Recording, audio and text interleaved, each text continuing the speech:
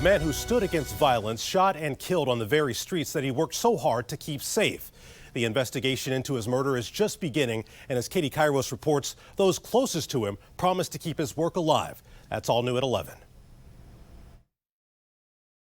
Clarence Venables, known as Sadiq, wanted to cure the streets. He joined the program hired by the D.C. Attorney General's office as a violence interrupter, mediating between gangs.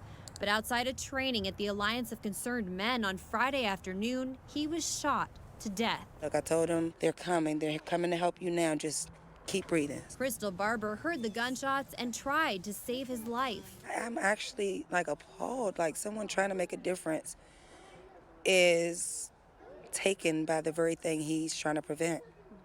And that's sad. It's very heartbreaking. In the aftermath of Venables' murder, grief and blame. At the Anacostia Library today, D.C. Attorney General Karl Racine held an informational meeting about the violence interrupters. Outside, a man identifying himself as a friend of Venables accosted the Attorney General about the worsening epidemic of violence. I knew that he wasn't supposed to be over there. Before breaking down. For Barber, who lives within sight of the scene, the killing also took her sense of safety. I just wish this would stop. This would stop the homicides, the problems, the troubles. I just wish all of it would stop. We got kids who shouldn't see a puddle of blood on the sidewalk. The suspect in Venables' murder is still at large.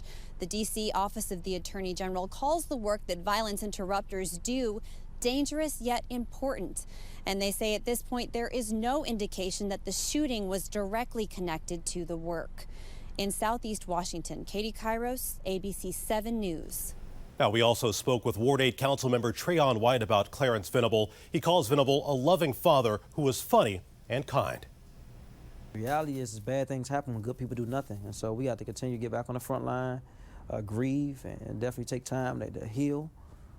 But we got to put love back into our community. Now, the councilman insists that Venables' work to end violence will continue, saying he was proud to take on the role of a violence interrupter. Now, violent crime in the district is seeing a slight increase. 7 is on your side looking at the numbers tonight, and we found that there has been a 1% rise in violent crime and a 6% rise in homicides as compared to last year. So far this year, 151 people have been killed, and the city is on pace to pass last year's total of 160 homicides.